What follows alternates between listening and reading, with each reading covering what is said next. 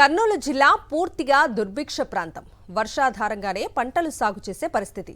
వానలు పడకపోతే కరువు బారిన పడి వలస వెళ్లే దుస్థితి. అలాంటి కర్నూలు జిల్లా రూపురేఖలు మారుస్తానని ఎన్నికల సమయంలో ఎన్నో హామీలిచ్చారు.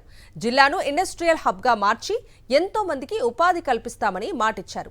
మరి కర్నూలు జిల్లా రూపురేఖలు మారాయా? పరిశ్రమలతో జిల్లా అభివృద్ధి చెందిందా? అసలేం జరిగిందో తెలుసుకునే ప్రయత్నం చేద్దాం. పరిశ్రమలను ఏర్పాటు చేసి ఉద్యోగ అవకాశాలు కల్పిస్తామంటూ ఎన్నికల సమయంలో మాట ఇచ్చారు. అయితే కూటమి ప్రభుత్వం అధికారంలోకి వచ్చిన తర్వాత ఎటువంటి అభివృద్ధి కర్నూలు జిల్లాలో జరిగింది, ఎటువంటి పరిశ్రమలను తీసుకొచ్చారో తెలుసుకునే ప్రయత్నం చేద్దాం. 2014లో రాష్ట్రం విడిపోయాక చంద్రబాబు మూడోసారి ముఖ్యమంత్రి అయ్యారు. ముఖ్యమంత్రి హోదాలో 2014లో కర్నూలుకు వచ్చి జిల్లాకు నెరవేర్చలేని హామీలిచ్చారు. ఏ ఒక్కటి చేయలేని పరిస్థితి. ముఖ్యంగా ఓర్వకల్లును ఇండస్ట్రియల్ హబ్గా మారుస్తాను అని హడావుడి చేశారు. కానీ పెద్దగా పరిశ్రమలు వచ్చిన దాఖలాలు లేవు. అభివృద్ధికి బ్రాండ్ అంబాసిడర్ అని గొప్పలు చెప్పుకునే బాబు 2014 నుంచి 2019 దాకా కాలయాపన చేశారే తప్ప కర్నూలు జిల్లాకు చేసిందేమీ లేదు. 2024లో కూటమి ప్రభుత్వం అధికారంలోకి వచ్చాక ఖచ్చితంగా అభివృద్ధి జరుగుతుంది అని మరోసారి నమ్మించే ప్రయత్నం చేశారు. అది నమ్మిన ప్రజలు మరోసారి కూటమి ప్రభుత్వానికి పట్టం కట్టారు. అధికారంలోకి వచ్చి 10 నెలలు అవుతున్నా ఎటువంటి డెవలప్మెంట్ అయితే కనపడటం లేదని జిల్లావాసులు అభిప్రాయపడుతున్నారు. కర్నూలు జిల్లాలో ముఖ్యంగా రాయలసీమ ప్రాంతంలో కర్నూలు జిల్లాలో కేంద్ర ప్రభుత్వం ఈ కర్నూలు జిల్లాలో ఉన్నటువంటి ఓరోకల్ మండలాన్ని, పాణ్యం కాన్స్టిట్యున్సీలో ఉన్న ఓరోకల్ మండలాన్ని ఒక ఇండస్ట్రియల్ హబ్గా ప్రకటించడం జరిగింది. దానికి మేము సంతోషిస్తున్నాం. కానీ కేంద్ర ప్రభుత్వం ఓరోకల్ మండలాన్ని, ఓరోకల్ ప్రాంతాన్ని ఇండస్ట్రియల్స్ హబ్గా ప్రకటించిన తర్వాత ఆంధ్రప్రదేశ్ ప్రభుత్వం ఆ అభివృద్ధి దిశగా ఏమాత్రం వెళ్తుందని మేము అనుకోవట్లేదు. ఎందుకంటే మొదటి నుంచి కూడా ఈ ప్రాంతం పైన చంద్రబాబు నాయుడు గారు, ఇప్పుడుంటే ముఖ్యమంత్రి చంద్రబాబు నాయుడు గారు ఈ ప్రాంతం పైన కొద్దిగా తక్కువ ప్రేమ ఉంటుందని అందరికీ తెలిసిన విషయమే. మీరు ఎప్పుడు కూడా రాయలసీమ పేరుతో ఓట్లు దండుకున్నారు, కానీ ఇప్పటికి కూడా మీరు రాయలసీమ ప్రాంతంలో ఏ విధంగా పరిశ్రమలు కూడా ఏర్పాటు చేయడం లేదు. అప్పుడెప్పుడో ఒక 6 సంవత్సరాల కిందట ఏర్పాటు చేసిన కియాని ఇటుపోతే అటుపోతే అక్కడ సెల్ఫీలు దిగి టీడీపీ వాళ్ళు సోషల్ మీడియా ఏర్పాటు చేసి ఇదే మా అభివృద్ధి అని చెప్పుకుంటున్నారు తప్పితే ఎప్పుడు కూడా వీళ్ళు ఇక్కడ ఉన్నటువంటి పరిశ్రమలు ఏర్పాటు చేసే పరిస్థితులు అయితే లేరు. ఇక్కడ కూటమి ప్రభుత్వం బాధ్యతగా తీసుకొని రాయలసీమలో ఉన్నటువంటి పేద ఎస్సీ ఎస్టీ బీసీ మైనార్టీల వాళ్ళకు లోన్లు ఇప్పించి కానీ ఉపాధి చూపించే పరిస్థితి అయితే లేదు.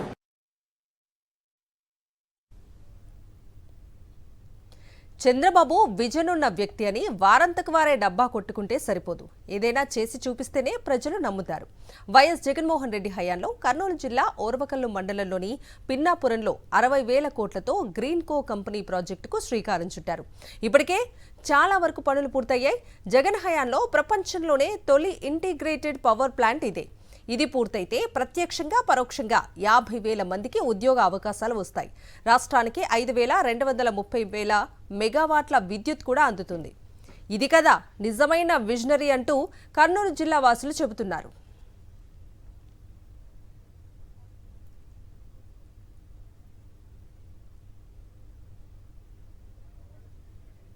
కర్నూలులోని గ్రీన్ కో ప్రపంచంలోనే అతిపెద్ద integrated renewable energy storage project. ఈ ప్రాజెక్టును హైదరాబాద్కు చెందిన గ్రీన్ కో గ్రూప్ అమలు చేస్తోంది. ఆంధ్రప్రదేశ్లోని కర్నూలు జిల్లా పిన్నాపురంలో నిర్మించబడుతోంది. ప్రాజెక్టు వివరాలను మా ప్రతినిధి లోకేష్ అందిస్తారు.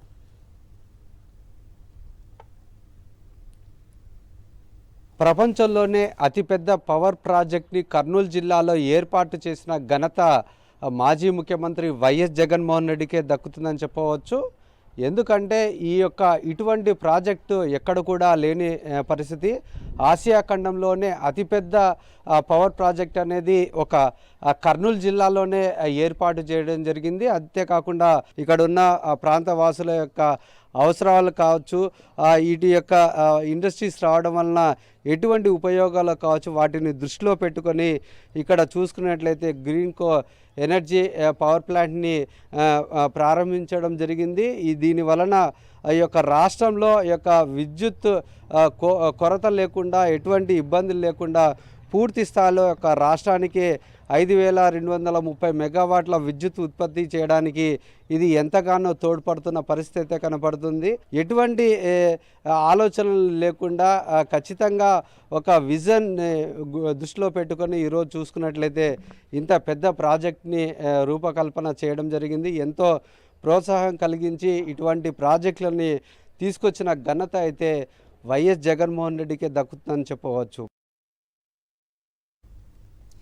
ఒక్క గ్రీన్ కోనే కాదు, జయరాజ్ ఇస్మార్ట్ స్టీల్ ఫ్యాక్టరీ రూపురేఖలు మార్చిన ఘనత కూడా వైఎస్ జగన్కే దక్కుతుంది. ఎందుకంటే చంద్రబాబు ఈ ఫ్యాక్టరీ కోసం భూమి పూజ మాత్రమే చేసి వదిలేశారు. అయితే భూమి పూజ చేశారు కానీ పూర్తి స్థాయిలో వైఎస్ జగన్ హయాంలో పూర్తయింది. చంద్రబాబు భూమి పూజకే పరిమితం చేస్తే జగన్ పీరియడ్లో స్టీల్ ప్లాంట్ను పూర్తి చేశారు. ఈ ఫ్యాక్టరీ రేపు మాపో ప్రారంభానికి సిద్ధంగా ఉంది. పరిశ్రమలను తీసుకురావటమే కాదు, ఓర్వకల్లు ఇండస్ట్రియల్ హబ్ మౌలిక వసతులు కల్పించడానికి వైఎస్ జగన్ ఎంతగానో కృషి చేశారు. కూటమి ప్రభుత్వం అధికారంలోకి వచ్చాక 300 ఎకరాల్లో drone hub, electrical vehicle unit, semiconductor పరిశ్రమలకు ఏర్పాటుకు ఎంఓయూలు జరిగాయి. అయితే డ్రోన్ హబ్ను ప్రభుత్వమే కార్పొరేషన్ ద్వారా ఏర్పాటు చేసింది. మిగతా పరిశ్రమలను వారికి అనుకూలమైన వారితో ఒప్పందం కుదుర్చుకున్నారు. కర్నూలుకు ఏదో చేస్తున్నాము అని చెప్పుకోవటానికి ఈ ఒప్పందాలు జరిగాయి అని జనాలు అనుకుంటున్నారు. చంద్రబాబు రాయలసీమను, ముఖ్యంగా ఉమ్మడి కర్నూలు జిల్లాను అభివృద్ధి చేయాలని ఏమాత్రం అనుకోవటం లేదు. ఇక్కడ అభివృద్ధి జరగటం చంద్రబాబుకు ఏమాత్రం ఇష్టం లేదని వైఎస్ఆర్సీపీ నాయకులు చెబుతున్నారు. ఇక్కడ పరిశ్రమలు రావాలంటే అందరూ కలిసిమెలిసి ఉండాలని, దాంతోనే పరిశ్రమలు రావటానికి అనుకూలంగా ఉంటుందని పాణ్యం మాజీ ఎమ్మెల్యే కాటసాని రామ్ భూపాల్ రెడ్డి తెలిపారు. మరింత సమాచారాన్ని మా ప్రతినిధి లోకేష్ అందిస్తారు. కూటమి ప్రభుత్వం అధికారంలోకి వచ్చిన తర్వాత ఈ యొక్క పరిశ్రమల అభివృద్ధి అనేది కుంటుపడిందంటూ వైఎస్ఆర్సీపీ నాయకులు చెప్తున్న పరిస్థితి. ఈ అంశంపై మాట్లాడేందుకు మనతో పాటు మాజీ పాణ్యం నియోజకవర్గ ఎమ్మెల్యే కాటసాని రాంభూపాల్ రెడ్డి ఉన్నారు. వారితో మాట్లాడదాం. ఎట్లా చూడొచ్చు అంటారు? అంటే అప్పుడు కానీ ఇప్పుడు కానీ ఎటువంటి తేడా ఉంది? వైసీపీ హయాంలో ఎటువంటి అభివృద్ధి జరిగిందని మీరు భావిస్తున్నారు? 2014 నుంచి 2019లో కేవలం సోలార్, అది సెంట్రల్ గవర్నమెంట్ ఇచ్చిన సోలార్ ప్రాజెక్టు తప్ప, గ్రీన్ కో వాళ్ళంగా చేసిన వాళ్ళు తప్ప ఇంకా ఏం 2014 నుంచి 2019 వరకు ఓరోకల్లు ఇండస్ట్రీలో ఏం కూడా డెవలప్ కాలేదు. అదే జగన్మోహన్ రెడ్డి వచ్చిన తర్వాత జయరాజ్పాత్ వాళ్ళు ఫ్యాక్టరీని చంద్రబాబు నాయుడు టెంకాయ కొట్టినా కూడా దాని గురించి ఏం పట్టించుకోలేదు.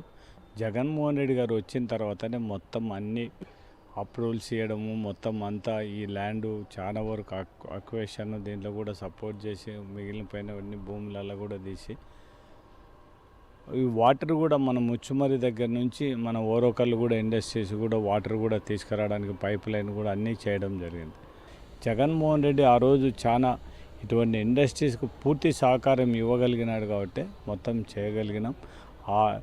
కేవలం ఏదో తెలుగుదేశం వల్ల మాదిరి మాటలకే పరిమితమైన పరిస్థితి కాకుండా జగన్మోహన్ రెడ్డి చాలా వరకు చేయడం. మనం ఇంకొకటి కూడా ఈ కెమికల్ ఫ్యాక్టరీ దానికి కూడా ఇంకొకదానికి కూడా శంకుస్థాపన కూడా చేయడం జరిగింది. మనం ఎలక్షన్ల కంటే ముందు కూడా వాళ్ళు కూడా వర్క్ స్టార్ట్ చేయడం జరిగింది. Bengaluru, Hyderabad IT industry corridor ఏర్పాటు చేయడానికి కూడా వాళ్ళు చేత కాలేదు. మన జగన్మోహన్ రెడ్డి గారు వచ్చిన తర్వాతనే, జగన్మోహన్ రెడ్డి ముఖ్యమంత్రి అయిపోయిన తర్వాతనే హైదరాబాద్, బెంగళూరు ఇండస్ట్రీ కారిడార్ చేసి ఈరోజు నీకు అన్నీ డెవలప్ చేయడానికి, కరెంటు కానీ రోడ్స్ కానీ డెవలప్ చేయడానికి ఈరోజు డబ్బులు వస్తానంటే సెంట్రల్ గవర్నమెంట్తో ఆ రోజు అది శాంక్షన్ చేయించారు. కాబట్టి కొన్ని వందల కోట్లు ఈరోజు వచ్చి మనం ఇవన్నీ డెవలప్ కోసం జగన్మోహన్ రెడ్డి ప్రత్యేకమైన శ్రద్ధ తీసుకోవడం, దాంతోనే మనకు బెంగళూరు, హైదరాబాద్ ఇండస్ట్రియల్ కారిడార్ రావడం జరిగింది. అంటే వాళ్ళ చేతగలేదు కానీ జగన్మోహన్ రెడ్డి ఫ్యూచర్లో అభివృద్ధి మీద ఇండస్ట్రీస్ ఎట్లా డెవలప్ చేయాలనేది కాన్సెప్ట్ ఉంది కాబట్టి అది తీసుకురాగలిగింది. అది తెలుగుదేశం వాళ్ళకు 2014 నుంచి 2010 కనీసం దాని గురించి ఆలోచన చేయలేని పరిస్థితి జగన్మోహన్ రెడ్డి గారు వచ్చిన తర్వాత ఆలోచన చేసి చేయడం జరిగింది. ఇక్కడ పరిశ్రమలు రావడానికి ఆలోచిస్తున్న పరిస్థితి, ఎవరు కూడా పరిశ్రమలు పెట్టాలంటే భయపడుతున్న పరిస్థితి అయితే కనపడుతుంది. ఏదైతే రెడ్ బుక్ రాజ్యాంగం ప్రకారంగా ఇక్కడున్న వారిని అంతా కక్ష సాధింపు చర్యలకు పాల్పడుతూ వారిని భయభ్రాంతులకు గురి చేస్తున్నారు కాబట్టి ఈ యొక్క పరిశ్రమలు రావట్లేదు.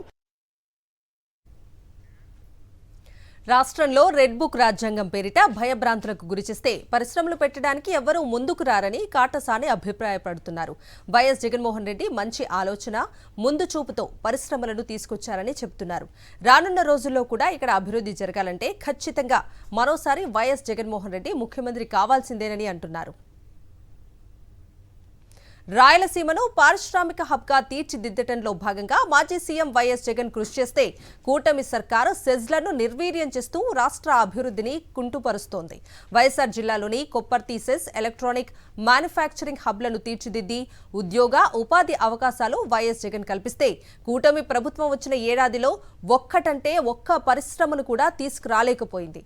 ఎన్నికల ముందు ఎన్నెన్నో ప్రగల్భాలు పలికిన చంద్రబాబు రాయలసీమను చిన్నచూపు చూస్తున్నారు.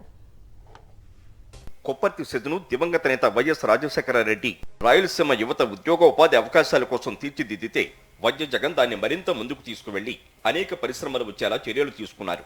దీన్ని మెగా ఇండస్ట్రియల్ పార్కుగా తీర్చిదిద్దేందుకు అనేక రాయితీలిచ్చి కేంద్ర ప్రభుత్వ సహకారాన్ని కూడా తీసుకుని పరిశ్రమల రాకకు బాటలు వేశారు. విశాఖపట్నం చెన్నై ఇండస్ట్రియల్ కారిడార్లు ఈ సెజ్ను భాగం చేసి సుమారు 1600 కోట్లు ఖర్చు చేసి ఇక్కడ మౌలిక సదుపాయాలను కల్పించింది వైఎస్ఆర్సీపీ సర్కారు.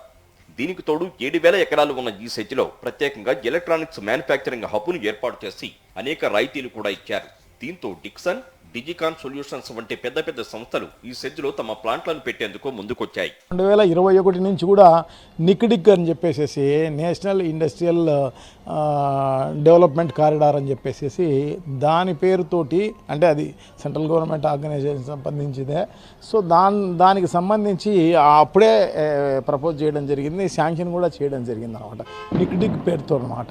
సో 2023లో దానికి భూమి కూడా కేటాయించడం జరిగిందనమాట. అది ఈ పులివెందుల రోడ్డుకు లెఫ్ట్ సైడ్ వచ్చేదనమాట. దాదాపు 2500-2600 ఎకరాలు దానికి కేటాయించడం జరిగిందనమాట.